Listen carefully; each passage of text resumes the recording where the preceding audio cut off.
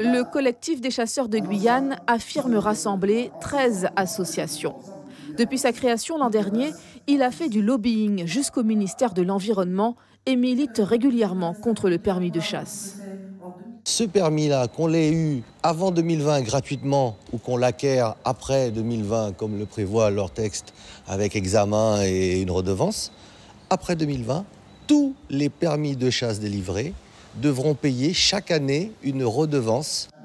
Le collectif propose une alternative.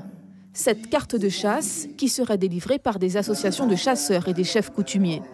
Il ne faut pas croire qu'on ne veut pas réglementer la chasse, mais il faut qu'elle soit notre image, il faut qu'elle ressemble aux Guyanais. Dans son combat contre le permis de chasse, le collectif compte sur le soutien des élus. Dans l'assistance, le président de l'association des maires, David Richer, et le député Gabriel Serville. Avant que d'aller vers le Conseil d'État qui pourrait donner une position par rapport à ce décret, par rapport à ce permis de chasse, la Guyane doit se positionner à travers ce qu'on avait appelé des assises, des états généraux de la chasse, qui auraient permis de rassembler tous les acteurs qui gravitent autour de cette activité pour que la voix qui serait portée par la Guyane soit vraiment la voix qui émane de la base.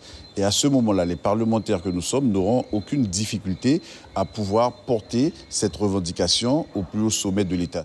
Le permis de chasse est en vigueur depuis le début de l'année en Guyane.